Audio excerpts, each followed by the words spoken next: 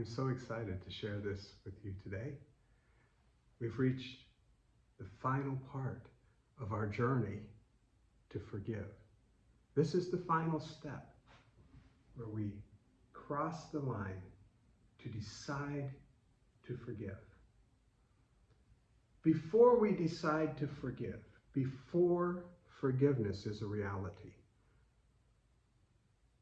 here's what happens. Our relationship with someone who has harmed us becomes more about the problem that lies between us than the connection to the person. In other words, we're more connected to the offense than we are to the person. When we forgive, we get past the problem, we get past the conflict, and we are able to connect directly to the person. That is enormously freeing. And that is why this final step is so important. Previously, I talked about the steps that come first. Becoming aware of how much the problem has cost us. Understanding what led to the problem, understanding our own role in the problem, if there was any, and understanding the other person a little better about what led them to create this conflict. In this final stage, we move across that line to resolving the conflict, deciding to forgive. A lot of this has to do with the story we tell about ourselves, about what happened, and about the other person. So a big part of taking the step to forgive involves changing the story. Changing the story. When you change the story, you change how you see the other person, and it helps you take this final step. So I was thinking about a little saying that most of us have said at one time or another. It's my story, and I'm sticking to it. I remember one time my son used this story, this little phrase, to me. The first thing that happened that day was he called me. Dad, I'm sorry, but I got on the wrong school bus.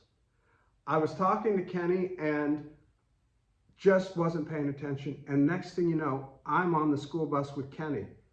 I'm going to Kenny's house, Dad. You've met Kenny's dad. When I get there, I'll call back and we'll figure out a way to get together. Half an hour later, I get a call, another call.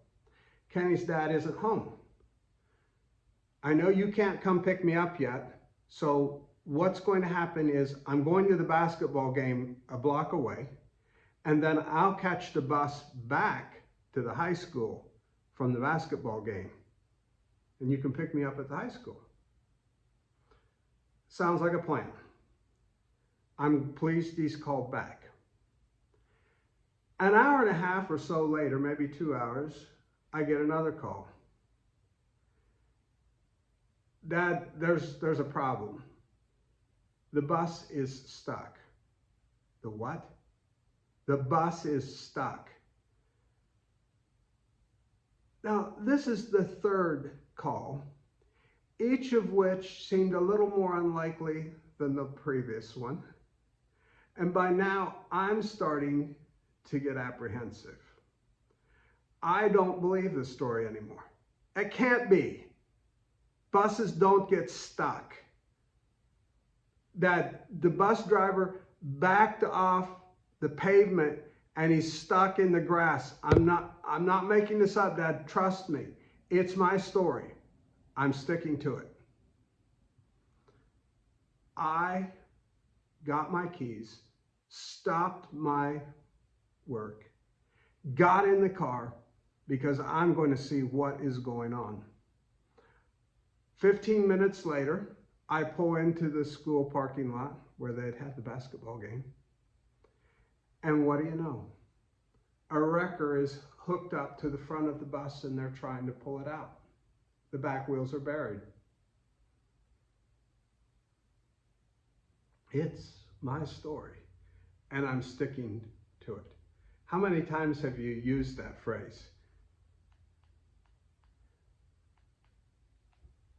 When it comes to what has happened between you and someone else,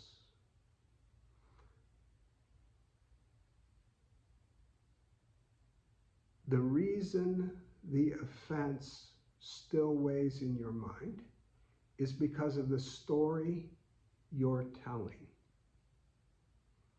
That doesn't mean you're wrong. It doesn't mean you're doing something wrong. It just means that the pain of the story, the weight of the story, hangs on the way you tell the story. So I was thinking about some ways that we tell these stories to ourselves. One could be phrased like this: that's my story, and I'm stuck in it. This is the story we tell ourselves when we just don't think too much about, or we don't want to think too much about what caused the story. It happened. Yeah, it happened. No one's taking responsibility for what happened, but it happened. Or another way that we avoid moving on is to blame the system. It's the system. You know, if this happens at work, that's just the way the company works. If it happens at school, well, you know, that's the way ever since the new superintendent, it happens. It's the system. Another way we use the same line, it's my story and I'm stuck in it, is to say, I'm over it. I had someone say that to me this week. I'm over it. I'm so over it. And I thought, your voice doesn't say, I'm over it. Your body language doesn't say, I'm over it.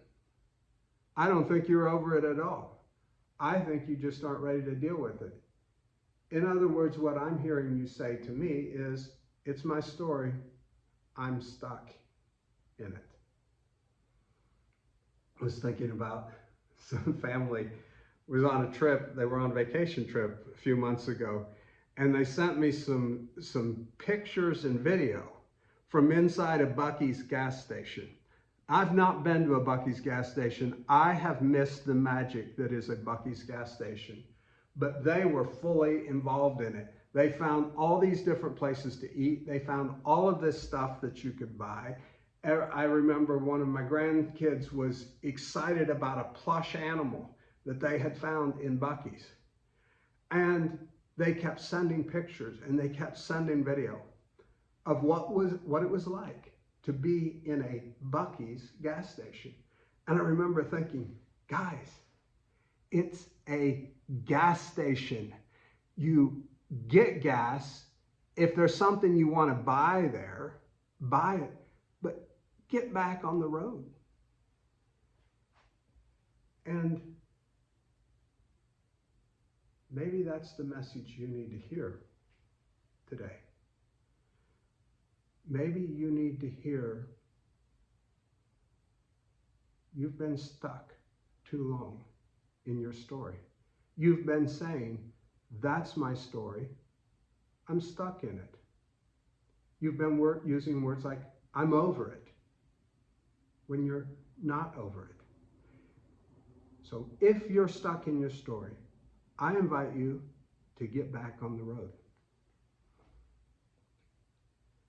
And I invite you to just keep working toward forgiveness.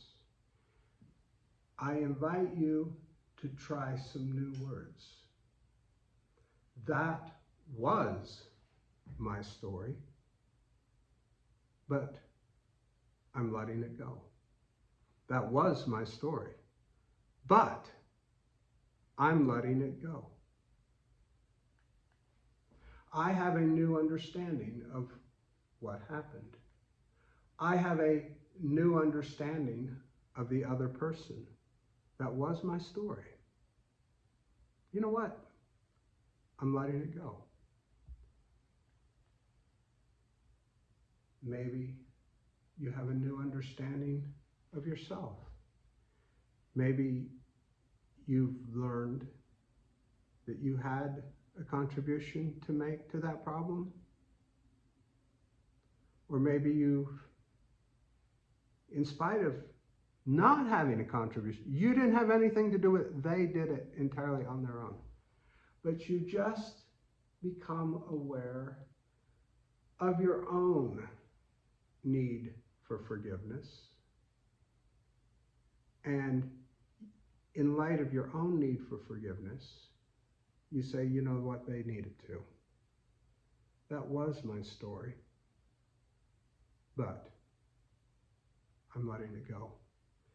And that is a good way to help you make the decision. I decide to forgive. That was my story, but I'm letting it go. But I invite you one more way. I invite you to listen and to take in one more way to tell a story. And that is, try this sentence. I'm in God's story, and I'm holding on to it. In the Bible, we have the story of Joseph. I was rereading that story this week, preparing for this little talk, and oh my goodness, it's such a wonderful story. I wish I could spend the next 20 minutes telling you all the twists and turns in this beautiful story. It's just a well-told story. You can find it in the book of Genesis, but I don't have that kind of time. Here's what happened. Joseph and Benjamin are the youngest brothers in a family that is made up, it's a blended family. The father has had multiple wives and girlfriends, and this leaves a family that's fragmented. What made things even harder for the kids was that Joseph and Benjamin were the two clear favorites because their mother was the favorite. These are Abraham's great-grandchildren, Joseph and Benjamin. The story goes like this. The older brothers from the other mothers are out working in the field. They've been working all day, and it seems like that this is kind of the thing that happens day after day, week after week. These other brothers are required to tend the family farm. One day, Joseph goes out to meet them, and Joseph is wearing some really nice clothing. And the older brothers have had it up to here. They are done with this. They are done with the fact that they're working and sweating. And their kid brother, this spoiled brat, comes out to the field and he tells them this dream that he had about how much better he is than they are. They've had enough.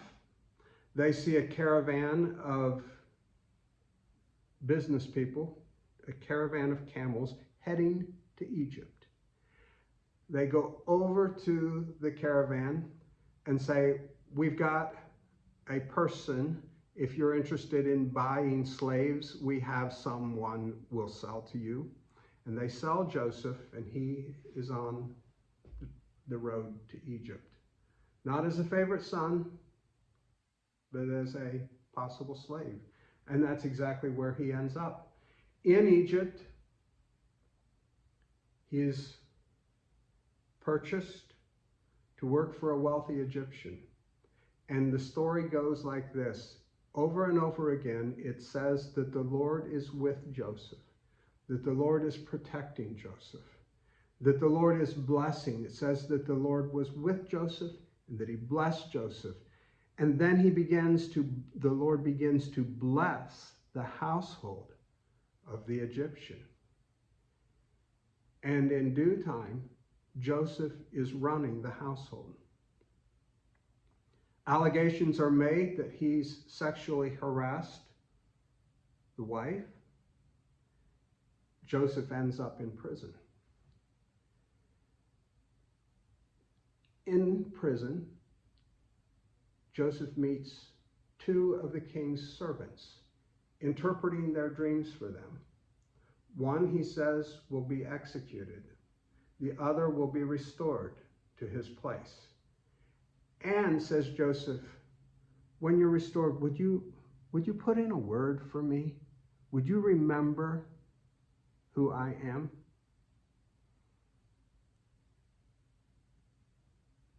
This kind of a valet to the king is restored, but he doesn't remember to tell the king about Joseph. Years pass, and one day the king comes in, sits down on his throne, and he's distraught. He's had a nightmare. He calls in his advisors, asks them to interpret the nightmare. They can't. And the valet says, you know what? I know a person who was in prison who interpreted my dream and another prisoner's dream very accurately. Why don't you send for him? They fetch Joseph from prison. Joseph comes in and explains the dream, saying that this is a dream about the future of Egypt. There will be 7 years of good harvest and 7 years of no harvest. And the wise thing to do would be to hire a wise person to manage the harvest for the 7 years. The king says, you might be the guy. And Joseph becomes the manager. The granaries are filled with corn. And when the bad years roll around, as they do, the famine becomes intense. But the people of Egypt they still have enough to eat. Back in the land of Israel, what would become the land of Israel, Joseph's father and brothers are starting to feel the pangs of hunger. And they hear that Egypt has enough food. So the brothers travel to Egypt to see if food can be purchased. And who do they meet but this person in charge of distributing the grain? Joseph recognizes them, but being dressed as an Egyptian and completely not suspecting their younger brother to be in this position of power, they don't recognize him. There's a very long, complicated, beautiful story about how Joseph continues to send hints about who he is. And he devises this test to see how they treat the youngest brother, his younger brother, because he's concerned. Before he reveals himself to his brothers, he wants to know that his younger brother isn't being mistreated the way he had been. And in time, he is satisfied. They have been treating Benjamin well. It's a wonderful story. And in time, Joseph sets them at a table sends all the Egyptians out and breaks down crying as he tells them who he is. And they are scared to death because they realize their lives are in this Egyptian's hands. And Joseph says, you don't have anything to worry about. What you meant for harm, God has meant for good. What Joseph was saying is, this is God's story, and I'm holding on to it. See, when you tell the story from that point of view, the harm becomes less significant. Yes, Joseph was wise to make sure that the brothers had really changed.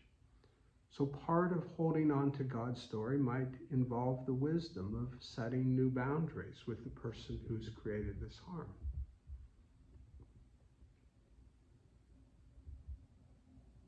It can involve us growing in grace.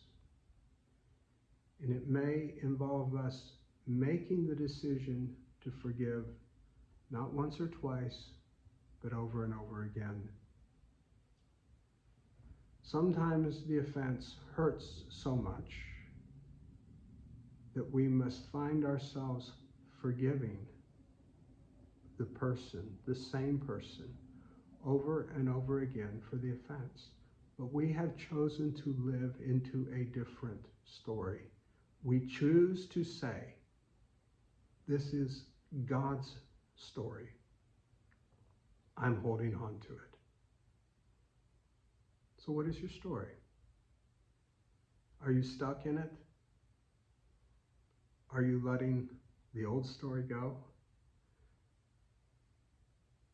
Have you heard some words of hope and grace today so that you can look back over your life and see God's goodness to you, and you can begin to see even the harmful things as being so covered in God's providence that you can say, this is God's story.